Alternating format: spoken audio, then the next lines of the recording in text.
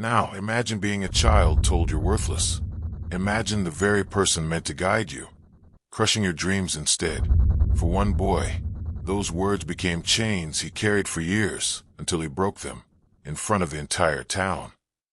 Before we dive in, don't forget to subscribe so you never miss stories that expose truth and deliver justice. And if you've been following us, make sure you check out our other videos, each one more shocking than the last. Let's get back to our story. Meet David, a quiet, skinny kid from a small town. His shoes were always worn, his notebooks filled with second-hand pages. But behind his shy smile was a mind that sparkled like fireflies in the dark. Teacher, Miss Parker. Smirking, cruel tone. David, your answer is ridiculous. Honestly, are you even trying? Some kids just aren't cut out for success. The class erupted in laughter. David sat frozen, cheeks burning like coals. That day, his heart cracked, but it also lit a quiet flame. David, whispering to himself, eyes down. One day, I'll prove them wrong. It wasn't the first time. Again and again, the teacher mocked him, called him slow, stupid, useless. While others raised their hands with confidence, David's hand stayed glued to the desk, trembling. Teacher, snapping, you will be lucky if you can flip burgers. Don't dream too big, David. The words cut sharper than any blade, but instead of killing his spirit, they carved his determination.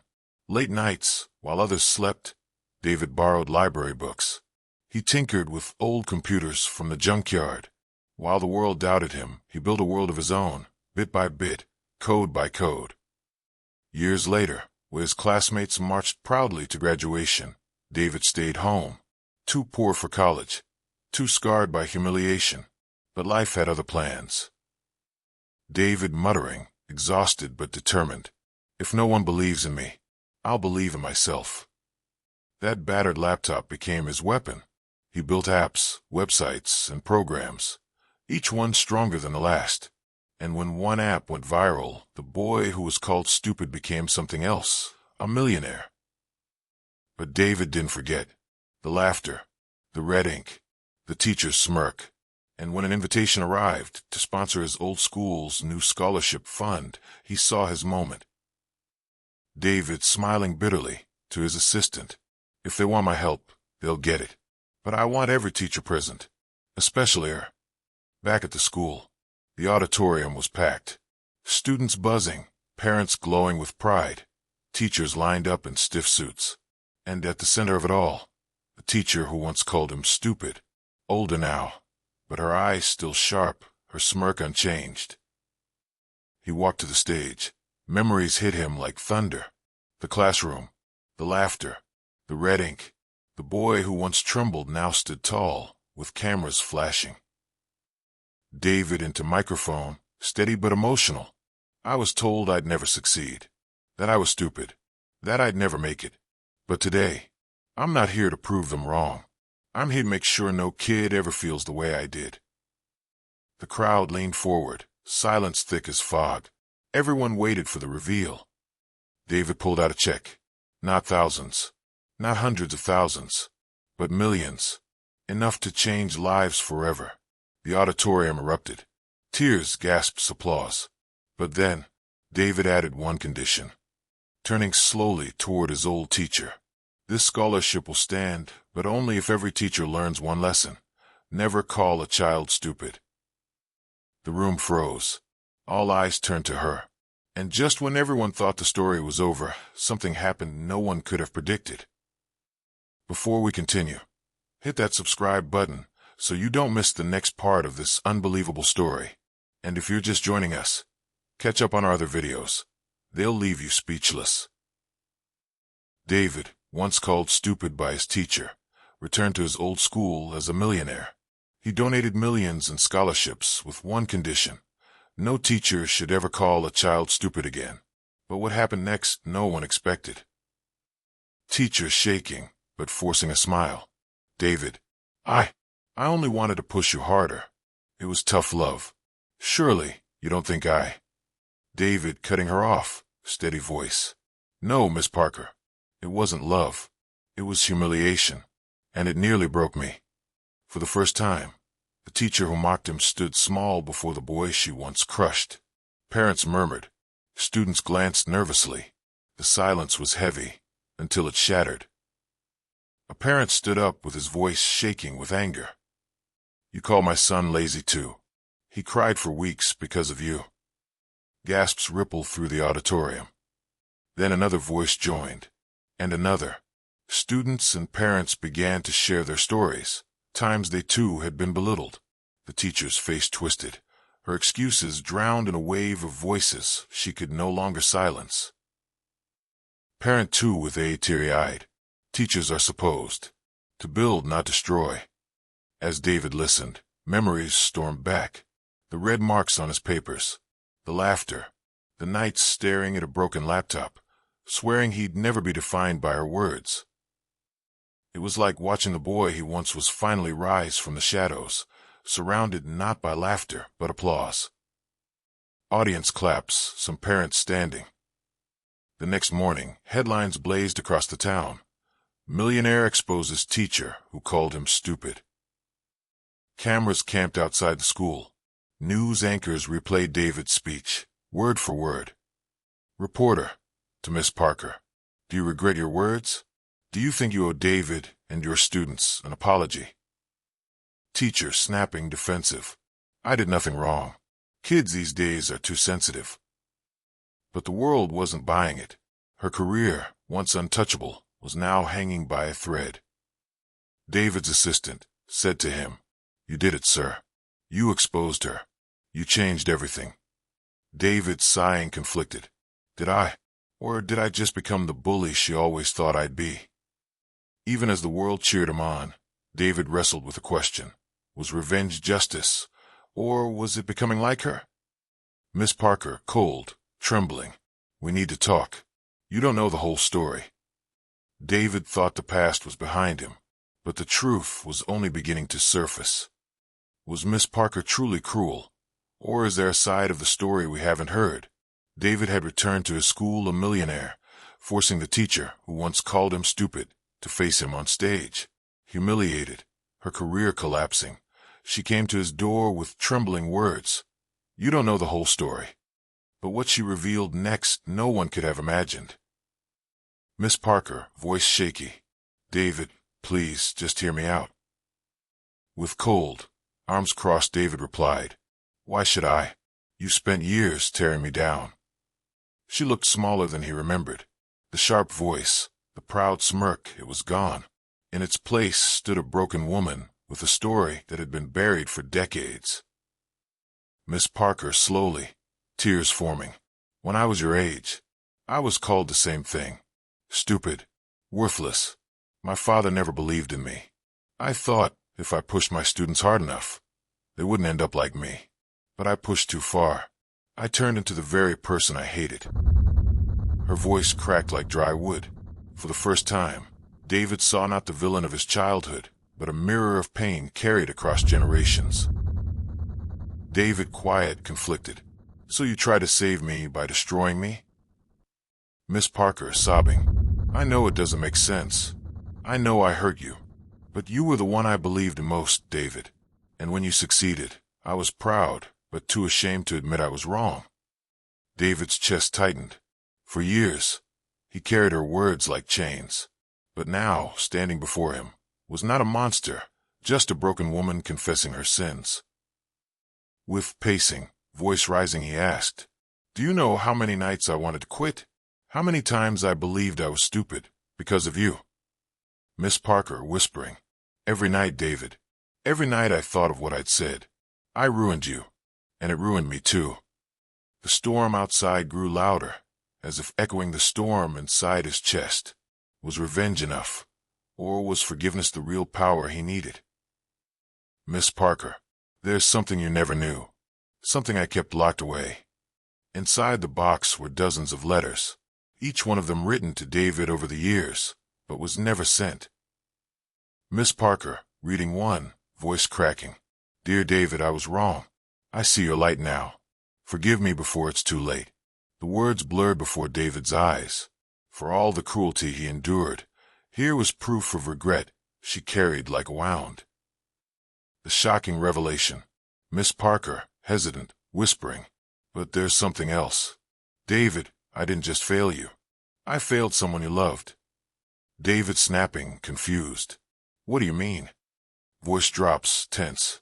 Her eyes flickered with guilt, and the name she was about to say would change everything. Through tears she continued, "It wasn't just you, David. I failed your brother too." David's heart stopped. His brother, the one he lost, the one whose story was never told. Suddenly, the past wasn't just about him.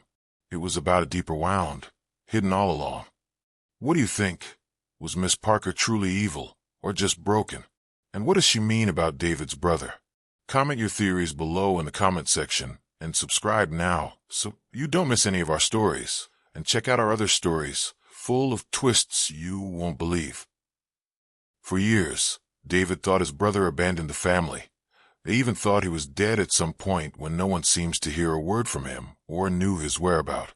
But now the truth was far more complicated. Miss Parker reveals she also taught David's older brother, Ken. Ken was brilliant, creative, but rebellious. She admits she pushed him even harder than David, humiliating him in front of the class, which made Ken dropped out after a final confrontation with her. Within months, tragedy struck, and Ken disappeared from the town, and no one heard from him again. David lashes out, "You destroyed me, and now you're saying you destroyed my brother too. You must be evil." Miss Parker sobs, admitting she kept a dark secret. Ken had written her a letter before leaving, blaming her for crushing his spirit. But she never gave that letter to David or his family. She burned it until guilt stopped her, and she saved only fragments. Ken's words voiceover, "If I disappear, no, it's because I couldn't breathe in this life anymore." David reels in shock, believing his brother may have harmed himself. Miss Parker hesitates, as she wasn't finished yet, then drops the twist. "David, I don't think Ken died. I think he's still out there." She reveals she received an anonymous postcard with handwriting identical to Ken. Years later, the postcard read, "I've started over. Don't look for me." Miss Parker kept it hidden out of shame. Suddenly, the wound David carried for years cracked wide open. His brother wasn't gone, he was hidden. But why? And why did the Miss Parker bury the truth? David demands answers. Miss Parker admits, "If I had told your family back then, you would have searched for him. And if you found him, you would have learned the truth I couldn't let out." David presses her, furious. "What truth? What are you talking about, madam? You've got to be kidding me." Miss Parker, whispering, "The night Ken left, I wasn't the only one who failed him. Someone else, someone close to you, pushed him away." She looks directly at David, tears streaming. Her words land like thunder. "David, it wasn't just me. It was your father." With a low, dramatic voice, the air left the room. His father, the man David idolized, the man who carried the family, was part of the reason Ken vanished. And the truth behind that night would unravel everything David thought he knew. Miss Parker revealed a truth no one expected. Ken may still be alive, and the man responsible for his disappearance wasn't just her. It was David's own father. But what really happened that night Ken vanished? And why has the family been living a lie ever since? Make sure you subscribe right now, and you won't want to miss what's coming. David storms into his father's house, emotions raw. "Tell me the truth. What did you do to Ken?"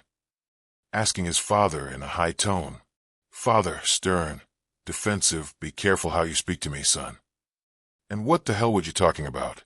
The father tries to brush it off, but David insists, mentioning the postcard. His father freezes. He knows something. Flashback to the night Ken left. Ken, angry, 18, screaming at his father during a late-night argument. Father shouting back, "You'll never be a man if you keep chasing dreams instead of responsibility." Ken slammed the door, duffel bag on his shoulder, walked away into the night. Teacher's voice overlays. That was the last time anyone saw him. Back in the present, the father finally cracks. He admits he knew Ken was alive all along. After Ken left, he secretly received letters from him demanding not to be found. The father hid them from the family all along, believing it was for the best. David shaking for the best? You let us think he was dead. You let Mom cry herself to sleep every night. Father broken. You don't understand my son. He hated me. He hated all of us. I couldn't bring that shame home. Father admits Ken changed his name and disappeared into another city. He built a new life. Rumors said he was working in tech startups, the same industry David succeeded in. But here's the shocker. Father recently discovered Ken might have been watching David's rise from the shadows. Evidence, another postcard, sent not to the father, but to David's first office building and signed. Postcard reads, "I'm proud of you. Don't stop. K." David, reeling, stares at the postcard. Voice drops low. His brother wasn't gone. He was out there, alive, watching. But if Ken was proud, why didn't he ever come back? And what dark secret kept him away? David whispers to himself, I have to find him. Ken is alive, but finding him means digging through secrets that powerful people want buried. Then he thought of hiring a private investigator. Old clues, postcard handwriting, old startup connections, whispers of a brilliant coder who never uses his real name. He picks up the phone and called a private investigator to help him find his brother. Phone rings. David, I need someone found. Discreetly. No police. Private investigator, raspy voice. People don't vanish without reason. Who are we looking for? David hesitant, my brother. The search began, dusty records, blurred photos, a map with pins stuck into different cities. For weeks, David chased shadows, names that weren't his brothers, rumors of a genius coder using false identities. But every lead ended the same way, with silence. Until one night, the private investigator calls, voice urgent. Your brother didn't vanish. He rebranded. He's using the name Michael Rivers. He was found. David researched the alias. Screens flash with articles. Tech startup darling. Michael Rivers' billion-dollar app. The enigmatic founder who refuses all interviews. He whispers, trembling. It's him. It has to be him. But something darker emerges. Rumors of corporate sabotage, lawsuits, powerful enemies circling. Ken hadn't just built a new life. He built an empire. David picks up a few things and set out to find his brother, who he thought had died long time ago. Boards a flight to San Francisco, and then New York, big tech city vibe, along with his private investigator who hands him an address. This is the apartment. But be careful. David, nervous but determined, climbs the steps of a sleek apartment building and knocked. The door creaks open slightly. A man's silhouette appears in the shadows. David whispers his brother's name. Ken. The figure stares, but doesn't answer, but heard footsteps echo in the hallway. The tension is unbearable. David leans forward and suddenly, the door slams shut. He pounds on the door, voice cracking. Ken, it's me, it's David. Please, don't shut me out. Open the door. We need to talk. All this while we thought you were dead. You've got to open the door. And kept banging the door. But silence was only the echo of his words in the hallway. The private investigator pulls him away. That wasn't a stranger. It was him. Maybe he doesn't want to be found. His brother was alive and was nearby. But the question remained, what was Ken hiding, and why was he so afraid to be seen? He presses the buzzer and holds it down, hoping it drives him outside, so they could have that conversation. Because that was the reason. He came all the way to find his brother. But no answer. He presses again, longer. And finally, this time, the door clicks open. But it's not Ken. It's a woman in her 30s, sharp-eyed yet gentle. David asked, hoping she would lead him to his brother. Who are you? And where's Ken? The woman, calm but guarded, answered, You shouldn't be here. Ken doesn't want you here. The way she said his brother's name confirms she knows him. She then opened the door and invited him into. They sat by the dimly lit of the apartment. Tech gadgets and half-packed boxes litter the place. She pours tea with a steady hand while David's tremble. David, please tell me the truth. Is he alive? She softly, alive? Yes, but he doesn't want to be found. and not by any member of his family. David's eyes widen. Relief and heartbreak crashed together. He was relieved to know his brother was alive, but wondered why he doesn't want anything to do with his family. The woman explains, "You see, Ken has been alive for years, reinvented himself as Michael Rivers, because he carries both physical and emotional scars from his childhood, how his teacher made us feel less of himself, and at home where he thought it would be okay for him, but was very bad for him. He believes you betrayed him by choosing the family after he fled. Woman, he still loves you, but when he sees you, I'm pretty sure he doesn't see a brother, but the life he'd escaped." David begs to meet him, but she hesitates, goes to a drawer and returns with a sealed envelope. "He knew you'd come, so he wrote this. But once you open it, nothing will be the same." David breaks the seal to the letter. In Ken's words, David's lips move silently, sits frozen, the letter trembling in his hands.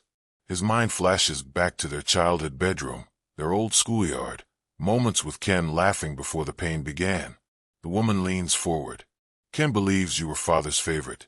While he was being broken, you stood by in silence." David snaps. "That's not true. I was a child, too. I couldn't stop him. What would I have done as a kid back then? This is not true." She whispers, "Tell that to Ken." David storms out into the rain, clutching the letter. For years, David dreamed of seeing his brother again. But when the reunion finally came, it wasn't love that met him, it was rage. And behind that rage, an unthinkable betrayal. The letter crumpled in his fist. His footsteps echo in the empty halls as he leaves the building. Flashbacks hit him of young Ken being mocked by teachers, bullied by classmates, the cold silence of authority figures. Ken had invited Dave to meet him somewhere. From the shadows of the gymnasium, a figure emerges, older, sharper, but unmistakably Ken. David whispers, "Ken, I'm here." His voice is low, bitter. "You came, just like I knew you would." David rushes forward. "Ken, I thought you were dead. I have searched everywhere." Ken cuts him off, eyes burning. "Don't. No, no, no. Don't act like you cared. You had your life. You had your success. While I was crawling through the dirt, you stood in silence." David, trembling. "I was a kid too. I couldn't protect you." Ken steps closer, face inches from David's. "You could have spoken. You could have told the truth." Ken finally breaks. "Mom made me left." David shakes his head in disbelief. "What? Who? Mom? No way. This is a joke." Ken's voice cracks, rage and grief mixing. "It wasn't just Dad. Mom knew. She saw everything. She let it happen. She told me to be strong, while she told you to be the golden boy." This had David's knees weaken. He remembers his mother's gentle reassurances, her whispered promises that Ken was just troubled. David whispers, "No, she wouldn't, she couldn't." Ken, tears in his eyes. "She chose you, and left me to rot." David's emotions spill over. "I loved you. I never stopped. Don't blame me for her lies." Ken grips his collar, voice shaking. "And yet you carry her face, her words, her love. Every time I look at you, I see the betrayal." For a long moment, they just stand there, brothers caught between love and hatred. David, through tears, "Then tell me what to do. Tell me how to make it right." Ken drops his hands, breathing heavily. "If you want forgiveness, then you'll help me destroy her." David reels back, stunned. "Destroy Mom? She's old, and she's sick, Ken. She's still our mother." Ken shakes his head, "No. She's the reason I became a ghost. She doesn't deserve our mercy." David whispers, "You want me to choose?" Ken, "Yes. For once in your life, choose me." The gym lights flicker. The storm outside rages louder. David stands frozen, torn between blood ties to his mother and loyalty to his brother. Two brothers, one truth, and a choice that could shatter their family forever. Who will David betray? The mother who raised him, or the brother who was left behind? Storm rages outside the abandoned school gym. David holds Ken's letter in one hand, trembling. Ken paces like a predator.